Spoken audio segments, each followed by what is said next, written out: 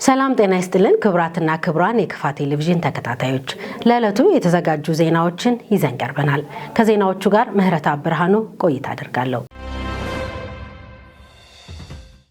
ከተሞችን በማልማት ሂደት ውስጥ ህብረተሰቡ እያሳየ ያለው ተሳትፎ ተጠናክሮ መቀጠል እንዳለበት በጠሎ ወረዳ የከተማ ልማትና ኮንስትራክሽን ጽሕፈት ቤት ገለጸ። በወረዳው የተጀመረው የኮሪደር ልማት በጥሩ አፈጻጸም ደረጃ ላይ እንደሚገኝም ተመላክቷል። አንተነህ ፍቃዱ ዝርዝር አለው። ከተማን በማልማት ለነዋሪዎቹ ምቹና ማራኪ የማድረግ ስራ በዞኑ ውስጥ በሚገኙ ሁሉም መዋቅሮች ተጠናክሮ እየተተገበረ ይገኛል። የጠሎ ወረዳ ከተማ ልማትና ኮንስትራክሽን ጽሕፈት ቤት ኃላፊ ይህ ተግባር በወረዳ ደረጃ በትኩረት እየተሰራ መሆኑን ተናግረዋል። እንደ ሀገር በተጀመረው ኮሪደር ልማት ስራ እንደ ወረዳችን በመጀመር ያው እንደ ወረዳችን ስንጀምር ወረዳ ከተማ ላይ ነው ለመጀመር ቅድመ ዝግጅት አድርገን ወደ ውይይት የገባ ነው። ውይይት ስናደርግ አጠቃላይ ከወረዳ ከተማ ነዋሪዎች ጋር ሰፋ ያለ ውይይት ያደረግንበት ነገር ነው ያለው። ውይይቱ ላይ ደግሞ እኛ ቀድመን መዘጋጀት ያለብን ሀሳቦች ላይ ተዘጋጅተን ሌሎች አካባቢዎች ላይ ያሉ ተሞክሮችን በሰነዱ ላይ አካተን ሰነድ አዘጋጅተን በሰነዱ ዙሪያ ሰፋ ያለ ውይይት አድርገን ነዋሪዎቻችን ጋር መግባባት ደረጃ ላይ የደረስንበት ደረጃ ነው የነበረው። በመግባባት ደረጃ ላይ ቀጣይ ምን አይነት ስራዎች ይሰራሉ፣ ወደ ልኬትና ወደ ልየታ ስራ ላይ ስንገባ ምን አይነት ነገሮች ይገጥሙናል የሚሉ ነገሮችን እንደ መነሻ ሀሳብ አነስተን ሰፋ ያሉ ውይይቶችን አድርገን ተስማምተን ከነዋሪዎቻችን ጋር በውይይት ደረጃ በመድረክ ደረጃ ተስማምተን ወደ ስራ የገባንበት ሂደት ነው ያለው። ከመድረክ በኋላም የተለያዩ ኮሚቴዎችን አደራጅተን የኮሪደር ከላይ በወረዱ ማናሎ መሰረት የኮሪደር አቢ ኮሚቴ እና የኮሪደር ቴክኒክ ኮሚቴ የሚባል አለ። እሱን አቀናጅተን አደራጅተን ያው ከሚመለከተው ጋር ተነጋግረን ኮሚቴ አደራጅተን ወደ ስራ የገባንበት ሂደት ነው ያለው እና የቴክኒክ ስራ ኮሚቴ ወደ ስራ ከገባበት ቀን ጀምሮ ቢያንስ ወደ 1 ወር የወሰደ ጊዜ ወስዶ ወደ 7 ኪሎ ሜትር የሚጠጋ የከተማን መሀል አቋርጦ የሚያልፈን ዋና አስፋልት በመከተል 7 ኪሎ ሜትር የሚሆነውን ቦታ የመለየትና የመለካት ስራ የሰሩበት አግባብ ነው ያለው። የጽሕፈት ቤቱ ኃላፊ አክለው ከተማውን የማልማት ስራ ሲጀመር ከህብረተሰቡ ምንም አይነት ቅሬታ ያለ መቅረቡ የሚያስመሰግን ነው ብለዋል። በዚህ በልኬቱ ውስጥ ከ150 እስከ 200 የሚጠጉ የንግድ ቤቶችና የመኖሪያ ቤቶች እንደምነሱና የተነሱበት አግባብ ነው ያለው እና እንደምነሱ የልየታ ስራ የሰሩበት አግባብ ነው ያለው። ከዛ ባሻገርም የኮንቴነር ቤቶች፣ የሽራ ቤቶች፣ የተለያዩ በርካታ ቆጥረን የማንጨርሳቸው አጥሮችም የተነሱበት አግባብ ነው ያለው እና በዚህ ሁኔታ የልኬትና የልየታ ስራ ካለቀ በኋላ በመልካምነት ከተማ ነዋሪ የሚያነሳው ልኬቱ ልክ እንዳለቀ ዛሬ ተለክቶ እንዳለፈ ወይም ኮሚቴ እንዳለፈ በነጋታው ነው በተለካው ውስጥ የገባውን ንብረት ነዋሪዎቻችን በራሳቸው በገዛ ፍቃዳቸው በመድረክ በተግባባነው መሰረት በገዛ ፍቃዳቸው መልካምነታችን እያሳዩ የሚመጣው ልማት የራሳቸው መሆኑን ያረጋገጡ ደግሞ ከተማው ከለማ ከተማው ከተለወጠ ለመኖር ወይም ለኑሮ ምን አይነት ምቹ እንደሆነና ማራኪ እንደሆነ እያስረዱ በራሳቸው ፍቃድ ያነሱበት አግባብ ነው ያለውና ከዛ በኋላም አሁን ካነሱ በኋላ መልሶ የመስራት ፋራፊቶችን የማንሳት ስራ በስፋት የተሰራበት አግባብ ነው ያለውና በአጠቃላይ በዚህ መልክ የተሰራበት አግባብ ነው ያለው። የከተማ ነዋሪዎች ንብረታቸውን በማንሳት ለስራ ትብብር ማድረጋቸውንም ነው የተናገሩት። በየደረጃው እያለማ እንሄዳለን። አሁን ነዋሪው በራሱ ደረጃ እያለማ ያለበት አግባብ አለ። ይሄም የተግባባንበት አንድ ተግባር ነውና ከዛ ቀጥሎ ደግሞ ህዝብን በማስተባበር የከተማ ነዋሪንም ሆነ ታች ያለው ማህበረሰብ በማስተባበር በየደረጃ በየኪሎ ሜትር እያለማን ለመሄድ የዲዛይን ስራ ያለቀበት ሂደት ነው ያለውና ዲዛይኑ እንዳለቀ ምን አክል ሀብት ያስፈልጋል፣ ምን አይነት ዲዛይን ነው የተዘጋጀው የሚለውን ነገር ለማህበረሰቦቻችን ወይም ለነዋሪዎቻችን አቀርበን መድረክ ፈጥረን ከዛ በኋላ ወደ ማልማት ስራ የምንገባበት ነው መሆኑና በዲዛይኑ ላይም ደግሞ የአደባባይ ግንባታ፣ የተለያዩ መናበሻዎች፣ የተለያዩ ፋውንተኖች ለከተማ ነዋሪዎችም ሆኖ ለአዲስ ለሚመጣው ለቱሪስትም ሳቢ ማራኪ ሊሆኑ የሚችሉ ነገሮችን አካተን የዲዛይን ስራ ሙሉ በሙሉ ወደ ማለቅ ደረጃ የደረሰበት አግባብ ነው ያለውና ቢቻል በሚቀጥሉ ሳምንታቶች ውስጥ መድረክ ፈጥረን ከነዋሪዎቻችን ጋር ተነጋግረን ወደ ማልማቱ ስራ የምንገባበት ሂደት ነው የሚል ነገር ነው ያለኝ።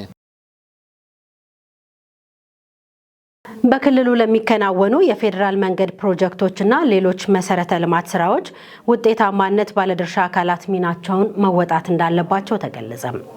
የፌዴሪ ከተማና መሰረተ ልማት ሚኒስቴር ከኢትዮጵያ መንገዶች አስተዳደር ጋር በመተባበር ተሻሽሎ በወጣው የካሳ አዋጅ ላይ ለባለድርሻ አካላት ስልጠና በቦንጋ ከተማ ሰጥቷል።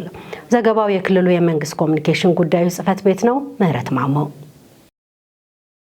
የስልጠናው መድረክ በንግግር የከፈቱት በከተማና መሰረተ ልማት ሚኒስቴር ሀገራዊ የተቀናጀ መሰረተ ልማት ስራ አስፈጻሚ አቶ ቴዎድሮስ ተገኝ እንዳሉት መድረኩ አዲስ የተሻሻለውን የካሳ አዋጅ በክልሉ ለሚከናወኑ የፌዴራል መንገድ ፕሮጀክቶች አፈጻጸም እንዲሁም በክልሉ የሚዘረጉ መሰረተ ልማት ቅንጅቶች አፈጻጸም ዙሪያ የሚደረግ ነው ብለዋል።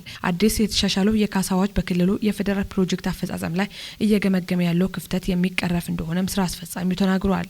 ከዚህም ባለፈ ፍትሐዊ የሆነ የመንገድ ስርጭት እንዲኖር በሰፊው እየሰራ እንደሚገኝ በመግለጽ ፕሮጀክቱና ሌሎች የመሰረተ ልማት ስራዎች በተያዘው በጀትና ጊዜ እንዲጠናቀቅ በክልሉ በየደረጃ ያሉ ባለድርሻ አካላትና መዋቅሮች ያላቸው ሚና የጎላ በመሆኑ ሁሉም የበኩሉ እንዲወጣ ጠይቀዋል። የክልሉ ርዕሰ መስተዳድር የኢኮኖሚና መሰረተ ልማት ጉዳዮች አማካሪ ዶክተር ኢንጂነር ምትኩ በድሩ በበኩላቸው አዲስ የተሻሻለው የካሳ አዋጅ በክልላችን እየተገነቡ ለሚገኙ መንገድ ፕሮጀክቶች ግንባታም በቂ ግንዛቤ ለመያዝ የሚረዳ በመሆኑ ለተፈጻሚነቱ ባለድርሻ አካላት የበኩላቸውን መወጣት ይጠበቅባቸዋልም ብለዋል። በመድረኩ በክልሉ እየተገነቡ ያሉ የመንገድ ፕሮጀክቶች ያሉበት ደረጃና የክልሉን ድጋፍ የሚሹ ጉዳዮችና የካሳ ማሻሻያ አዋጅ ሰነድ ቀርቦም ውይይት ተደርጎበታል። የክልሉ ዋና አፈ ጉባኤ የተከበሩ አቶ ወንድሙ ኩርታ፣ የክልሉ ጠቅላይ ፍርድ ቤት ፕሬዝዳንት አቶ ቁጭቶ ገብረ ማርያም፣ የክልሉ ከፍተኛ የስራ ኃላፊዎች፣ የከተማና መሰረተ ልማት ሚኒስቴር እንዲሁም የኢትዮጵያ መንገድ አስተዳደር ከፍተኛ የስራ ኃላፊዎችን ጨምሮም የዞን አስተዳዳሪዎች፣ የወረዳ እንዲሁም የከተማ አስተዳደር የሚመለከታቸው ባለድርሻ አካላት በመድረኩ ተሳትፈዋል። የህፃናትን ደህንነትና መብት በማስጠበቅ በሀገር ሰላምና እድገት ላይ በጎ ተጽዕኖ መፍጠር የሚችል ትውልድ ማፍራት እንደሚገባ የከፋ ዞን ሴቶችና ህፃናት ማህበራዊ ጉዳይ መምሪያ አስታወቀ። መምሪያው በቦንጋ ማረሚያ ቤት ለሚገኙ ሴቶችና ህፃናት ከ14500 ብር በላይ የሚገመት የብርድ ልብስና የንጽህና መጠበቂያ ቁሳቁሶችን ድጋፍ አድርጓል። ብሩክታዊት ብርሃኑ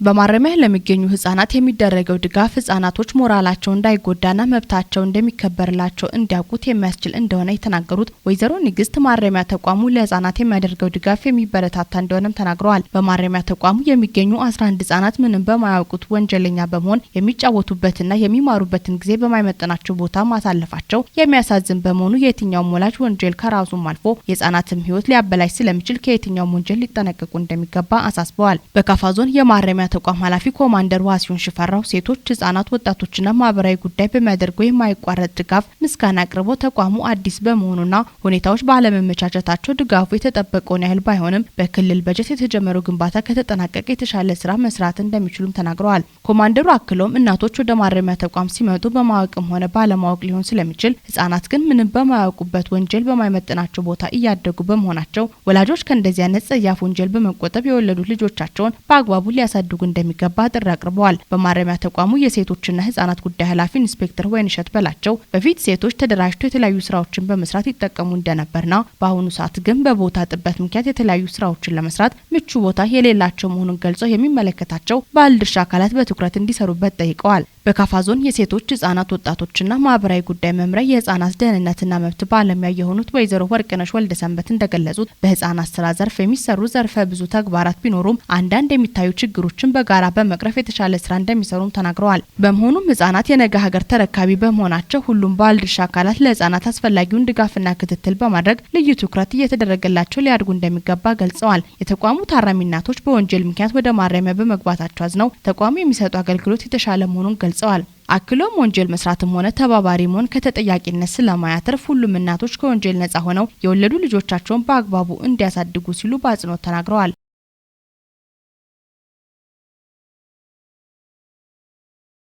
ህብረተሰቡ አካባቢውን ከብክለት በመጠበቅ የጽዳትና ውበት አምባሳደር መሆን እንደሚገባው በከፋ ዞን የጌሻ ወረዳ ገቢዎች ጽሕፈት ቤት ገለጸ። በወረዳው የክልሉ ጤና ቢሮ ጽዱ ኢትዮጵያ በሚል መሪ ቃል የአካባቢ ጽዳት ንቅናቄ አካሂዷል። ከወረዳው የመንግስት ኮሚኒኬሽን ለተገኘ ዘገባ ቤተልሔም መምሩ። የጌሻ ወረዳ ምክትል አስተዳዳሪና ገቢዎች ባለስልጣን ቅርንጫፍ ጽሕፈት ቤት ኃላፊ አቶ ታከለ ለማየሁ እንደገለጹት ህብረተሰቡን ከአካባቢ ብክለት ለመከላከል ለጽዳትና ውበት አምባሳደር በመሆን ከመቼውም ጊዜ በላይ በባለቤትነት ሊሰሩና ሊሳተፉ ይገባል ብለዋል። ጽዳትን ባህል ያደረገ ህብረተሰብ ለወረዳ እድገት ወሳኝ መሆኑን የጠቀሱት አቶ ታከለ በወረዳው ጽዳትና ውበት ላይ የተጀመሩ ስራዎችን በልዩ ትኩረት በማጠናከር እንደሚሰራም ገልጸዋል። ውብና የጸዳ አካባቢ ለመፍጠር ከራስ ጀምሮ አካባቢው ላይ ያሉ ነገሮችን በመገንዘብ መስራት ይጠበቃል ያሉት አቶ ታከለ የተጀመረውን ስራ ለማስቀጠል ሁሉም የድርሻውን ሊወጣ ይገባል ብለዋል። የጌሻ ወረዳ ጤና ጥበቃ ጽሕፈት ቤት ኃላፊ አቶ አብዝናይ አለማየሁ በበኩላቸው ወረዳውን ለነዋሪዎች ምቹ የማድረግ ተግባር በመንግስት የተለየ ትኩረት የተሰጠ ሲሆን የተሻለ ውጤት ለማምጣት የህብረተሰቡና የባለድርሻ አካላት የሁል ጊዜ ተሳትፎ ተጠናክሮ ሊቀጥል ይገባል ብለዋል። ቆሻሻን የሚጸየፍ ህብረተሰብ በመፍጠር አካባቢውን ጽዱና ውብ እንድትሆን ነዋሪዎች በባለቤትነት የጽዳትና ውበት ስራ ላይ መስራት እንዳለባቸው የተናገሩት አቶ አብዝናይ ለህብረተሰቡ ግንዛቤ በመፍጠር የአስተሳሰብ ለውጥ ላይም ሊሰራ ይገባል ብለዋል።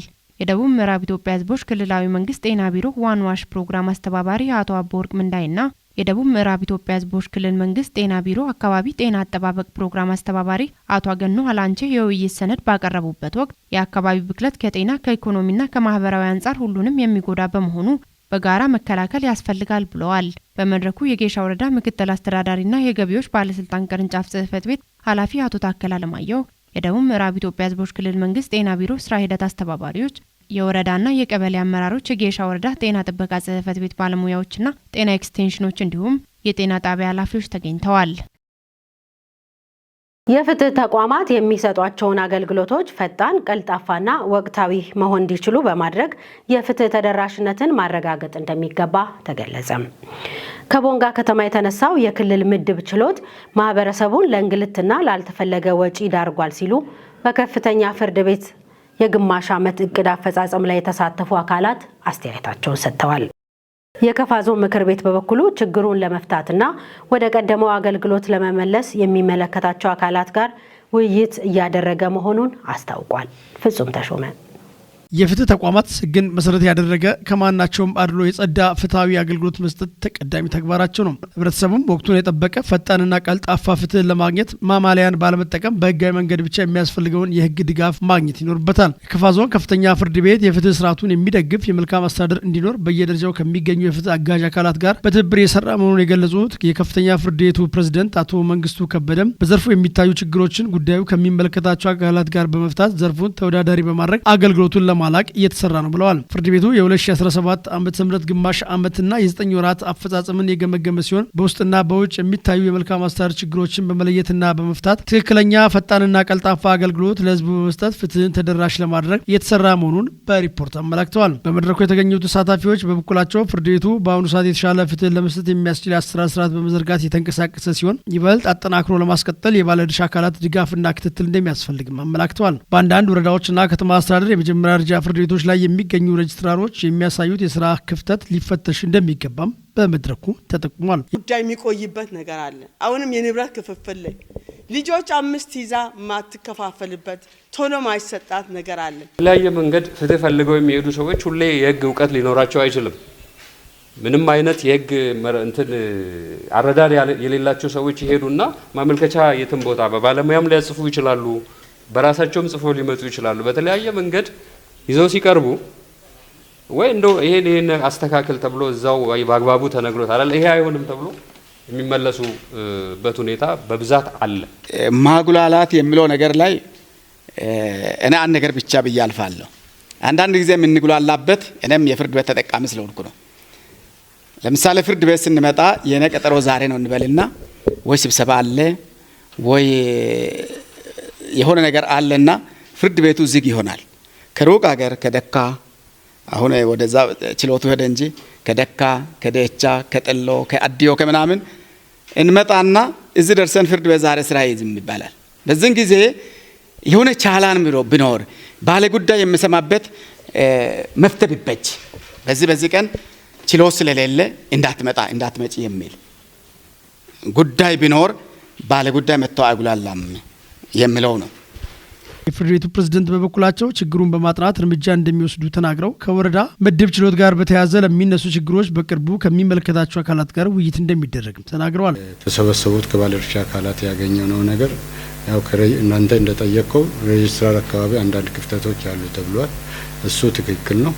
ከአቅምም ይሆናል ከተለያየ ክብራይ ሰብሳቢነት መረጃ በሌለበት የሚያርጉት ነገሮች ያሉ ከሆነም እኛ ይህን ቀጠሮ ጊዜ ሳንሰጥ ወደ ታች ወርደን ሰው በአሁኑ ጊዜ የተማረ ኃይል ብዙ እስከሆነ ድረስ የመተካት ስራ ነው የምንሰራው። የመተካት የምታረመው ይታረማል፣ የማይታረመው ከሆነ የመተካት ስራን ቀጥለን እንሰራለን የሚል የራሳችን አጀንዳ አድርገን ነገ የምንንቀሳቀስ ይሆናል ማለት ነው። በተለይ ወረዳ አካባቢ አንድ ዳኛና አንድ ሬጅስትራር ወይ አንድ ረዳት ዳኛ ካለ እዛ አካባቢ ተከፍቶ ማየትን የሚከለክል ነገር የለውም። ሁለት መጀመሪያ እቅድ ነው።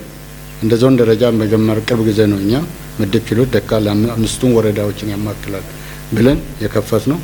እሱም ቅርብ ጊዜ ነው የተከፈተው። በጣም ውጤታማ ነው። ግን ሰው ኃይል ማሙላት ጋር ነው የቀረብን። እሱም ከሰው ኃይል ጋር ቀጥለው በጀት አንጻር ያለውን አይተን ቀጥለን የኛ እንደ ዞናዊ የምንቀጥል ስለሆነ አሁን ሽሽንዳ ላይ እኔ ባለፈው እጄ በቦታ ደርሼ ከነሱ ጋር ተናግሬያለሁ። ቡታውራ የሚባል ቀበሌ ያለ በጣም ሩቅ ነው። እንደዚህ አዲያ ቦቃ በጣም ሩቅ ነው።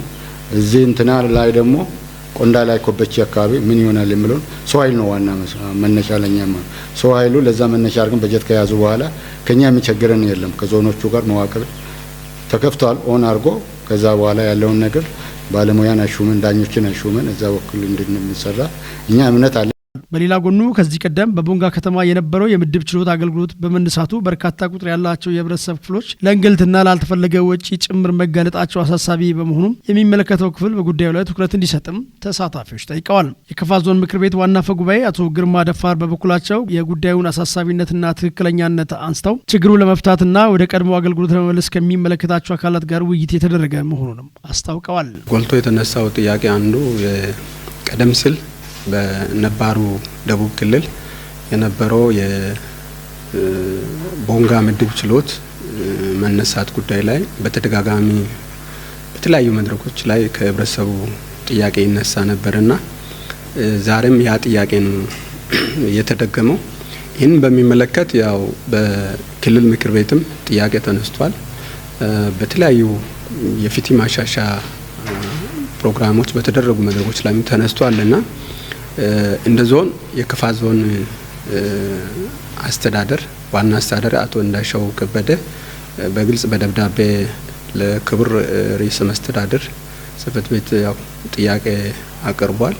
ለዞን ለክልሉ ጠቅላይ ፍርድ ቤትም የጥያቄ ቀርቦ በሂደት እነዚህ ጉዳዮች ምላሽ የሚሰጡ መሆኑን ነው የተግባባ ነው።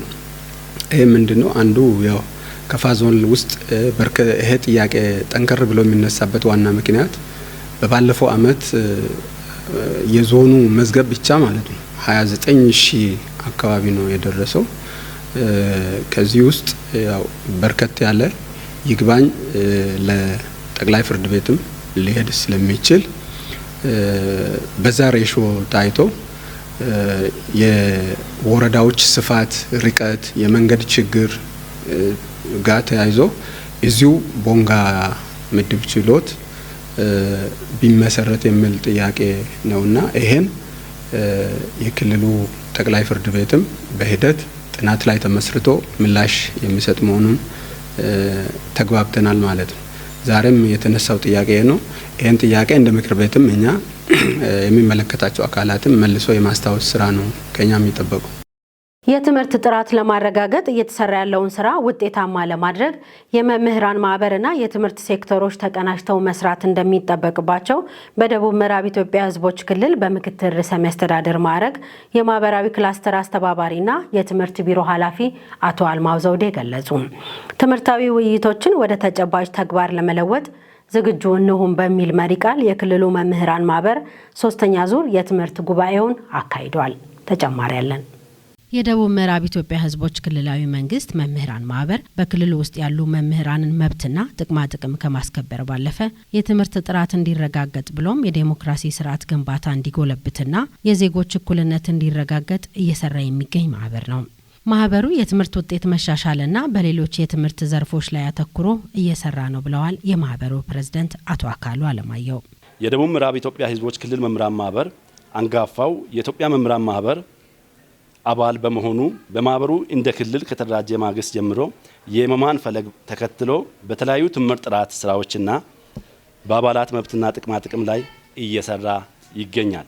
ባለፉት ጥቂት ዓመታት የታየውን የትምህርት ጥራት ጉድለት ለማሻሻል በርካታ ተግባራትን አባሎቻችን በማሳተፍ ትምህርት ለትውልድ መርሃ ግብር እንደ ክልል ማህበር 100 ሺህ ብር በላይ ለተለያዩ ትምህርት ቤቶች ድጋፍ ያደረግን ሲሆን በየአካባቢያቸው አባሎቻችንም በሚሊዮን ብር በላይ በአይነትና በጥሬ ገንዘብ ድጋፋቸውን አበርክተዋል። በአንደኛና በሁለተኛ ዙር በተለያዩ ምሁራን ጥናት ስራቸውን ለባለድርሻ አካላት በማቅረብ ጉለቱን እንዲያሳዩ የማድረግ ስራ በትኩረት የሰራን ሲሆን ጥናቱን መነሻ በማድረግ የተቀመጠውን ምክረ ሀሳብ ወደ ተግባር ለመቀየር አብዛኞቹ ባለድርሻ አካላት ጥረት ባያደርጉም የከፋ ዞን መምህራን ማህበር በክልል ደረጃ የቀረቡትን ጥናቶች በዞን ደረጃ ለሱፐርቫይዘሮች፣ ለመምህራን ማህበር አመራሮችና ለትምህርት ባለሙያዎች የ2 ቀን ስልጠና በክልል ደረጃ ጥናቱን ያቀረቡትን ምሁራን በስልጠና መልክ ለአሰልጣኞች እንዲያሰለጥኑ በማድረግ የሰለጠኑት አካላትም በዞኑ ውስጥ ባሉት ትምህርት ቤቶች በክላስተር ደረጃ ስልጠና እንዲሰጥ በማድረግ ወደ ተግባር መገባቱ አንዱ ጥሩ ማሳያና የማህበሩ ልፋት በወረቀት አልፎ በኃላፊነት ስሜት ወደ ተሻለ ደረጃ ላይ መድረሱ በተስፋ ስራችን አጠናክረን እንድንቀጥል መሰረት ጥለዋል። የመድረኩ የክብር እንግዳ በምክትል ርዕሰ መስተዳደር ማዕረግ የማህበራዊ ክላስተር አስተባባሪና የክልሉ ትምህርት ቢሮ ኃላፊ አቶ አልማው ዘውዴ እንዳሉት ለትምህርት ጥራት መሻሻል የመምህራን ማህበራትና የትምህርት ዘርፉ በቅንጅት መስራት አስተዋጽኦ የጎላ ነው ብለዋል። ለትውልድ ግንባታ እጅግ በጣም ወሳኝ የሆነው ትልቅ አሻራ እያሳረፈ ያሉ መምህራኖቻችን ናቸው። በሁሉም ደረጃ ዛሬ ያሉትን ማህበራዊ፣ ኢኮኖሚያዊና ፖለቲካዊ ለውጦቻችን መነሻ የሚሆነው ትልቁ ስኬት ፈርቀዳጅ የመምህራኖቻችን አሻራ የመምህራኖቻችን ተግባር እጅግ በጣም ትልቅ በምንም መንገድ የማይተካ እንደሆነ በሁሉም ደረጃ የሚታወቅ ነው። የመምህራን ማህበሮቻችን የሚያደርጉት ጥረት በትምህርቱ ሴክተር ውስጥ ተጨባጭ የሆነ ለውጥ እንዲያመጣ ለማድረግ የትምህርቱ ሴክተርና የሙያው ማህበር በጋራ መደጋገፍ በጋራ መተጋገዝ ለትምህርት ጥራት አብሮ መስራት ከምንም በላይ እጅግ በጣም ወሳኝ እንደሆነ ሁላችንም መውሰድ በጣም ጠቃሚ ነው ብዬ አስባለሁ። ከዚህ አኳያ እስካሁን የተሰሩ ስራዎች ያሉ ቢሆንም አሁንም በመሃል የሚታዩ በደንብ ከመደጋገፍ አኳያ አብሮ በጣም ለጋራ ትምህርት ጥራትን በሚያረጋግጥ መንገድ ለማሳካት በየደረጃ ያሉ መምህራን ማህበር በየደረጃ ካለ ከትምህርት መዋቅር ጋር የሰራናቸው ስራዎች እንዳሉ ሆነው አሁንም ቢሆን የሚታዩ ውስንነቶችና ጉለቶችን ቀጣይ በሚኖረን ጊዜ ውስጥ በደንብ ተግባብቶ በደንብ ተናቦ ያን እየፈቱ ለጋራ አላማና ግብ መሰለፍ በጣም ጠቃሚ ነው ብዬ አምናለሁ። ይሄን ለማድረግ የክልሉ ትምህርት ቢሮ በየደረጃ ካለ መዋቅር ጋር ይሄን ለማድረግ በዚሁ አጋጣሚ ዝግጁ መሆናችንን እዚህ ለተሰባሰባችሁ የሙያው ማህበር አመራሮቻችን ለማረጋገጥ እንፈልጋለን። ዛሬ የሚቀርቡ ጥናታዊ ጽሁፎችን በቀጣይ ወስዶ የሚተገብረው የትምህርቱ መዋቅር ነው። የተለያዩ የትምህርት ጥናታዊ ጽሁፎችን በተለያየ መልክ እናደርጋለን። እነዚህ ጥናታዊ ጽሁፎች ወደ ተግባር እንዲቀየሩ የሁለቱ መናበብ የሁለቱ መተጋገዝ በጣም እጅግ በጣም ወሳኝ ነው። ጥናታዊ ጽሁፎቹ ወደ ተግባር እንዲቀየሩ ማድረግ ያስፈልጋል። የኢትዮጵያ መምህራን ማህበር ፕሬዝዳንት ዶክተር ዮሐንስ በንቲ በመድረኩ ተከታዩን ንግግር አድርገዋል። ምንድነው እዛ ትምህርት ቤት ተጨባጭ ችግር ያለው አንድ አንኳር የትምህርት አጀንዳ መርጦ እዛ ላይ ውይይት ማድረግ ያስፈልጋል። ለምንድነው ይሄን የምናደርገው? 5 ዓላማዎች አሉት የኢትዮጵያ መምህራን ማህበር። ብዙ ጊዜ መድረኮቻችን ወደ መብት ያዘነበለ ወደ ጥቅም ወደ እድገት ይሄ የሚቀር አይደለም። ማህበሩ ሲፈጠር ጀምሮ የነበረ ዓላማ ነው። ነገር ግን ደግሞ ዓላማችን 5 ነው። አንዱ ዓላማ ከሌላው አይበልጥም። ብዙ ጊዜ ሰዎች መምህራን ማህበር መብትና ጥቅምና ትምህርት ጥራት ላሉ እነዚህ 2 ናቸው። ሌላ የቀሩት 3ቱ እነማን ናቸው ቢባል የማህበሩ አመራር ብቻ እንኳንና መምህር የማህበሩ አመራርም በቅጡ ቁጥሩ 5ቱን አይናገራትም። ይሄን መለወጥ አለብን። ከጊዜው ጋር መራመድ አለብን። ዛሬ 21ኛ ክፍለ ዘመን ላይ ሆነን ስለ ጥቅማችን አይቀርም፣ ግን እሱ ብቻ ላይ ዱዌል አድርገን ወደፊት መራመድ አንችልም። አንዱ የሪፎርም ኢሳችን የሚሆነው እሱ ነው። ማበረታታው በዞን በወረዳ ቅድም የተጠቀሰው አለ የተወሰነ አንድ ዞን ኦር እንደዚህ ሬስ መርጦ እንደዚህ ላይ ውይይት ጀምሯል። ይሄ ጥሩ ነው፣ የሚበረታታ ነው። ወረዳ መቀጠል አለበት። የትምህርትን ጥራት ለማስጠበቅ በየትምህርት ቤቱ ያሉ ችግሮችን ለመለየትና የመፍትሄ አቅጣጫ ለማስቀመጥ ማህበሩ ምሁራንን በመጠቀም የጥናታዊ ጽሁፍ ተግባራትን በማከናወን ላይ ነው። በዚህም ዶክተር ጌታቸው ሮቦ፣ እጩ ዶክተር ማስረሻ ካሳና እጩ ዶክተር አትርሲያ ዋጎ ጥናታዊ ጽሁፋቸውን አቅርበዋል። የመድረኩ ተሳታፊዎች በቀረቡ ጥናታዊ ጽሁፎች ላይ ሀሳብ አስተያየታቸውን አቅርበዋል። በተሳታፊዎች ከተነሱ ሀሳቦች መካከል በጥናታዊ ጽሁፉ የተገኙ ግኝቶችን ወደ ተግባር በመቀየር በመተባበር መንፈስ የትምህርት ውጤት መሻሻል ላይ እንሰራለን የሚል ሀሳብ ይገኝበታል። ከተሳታፊዎች ለተነሱ ሀሳብና አስተያየቶች ጥናታዊ ጽሁፉን ባቀረቡ ምሁራን ምላሽና ማብራሪያ ተሰጥቶበታል። በመጨረሻም ጥናታዊ ጽሁፉን ላዘጋጁ አካላት የእውቅና የምስክር ወረቀት ተሰጥቷቸዋል። የተከበራችሁ የከፋ ቴሌቪዥን ተከታታዮች ለዕለቱ ያዘጋጀናቸው ዜናዎች የእስካሁኖቹ ነበሩ። ከዜናዎቹ ጋር ምህረት አብራኑ ቆይታ አድርጌያለሁ። ሌሎች የጣቢያችን ዝግጅቶች ይቀጥላሉ። ሰላም።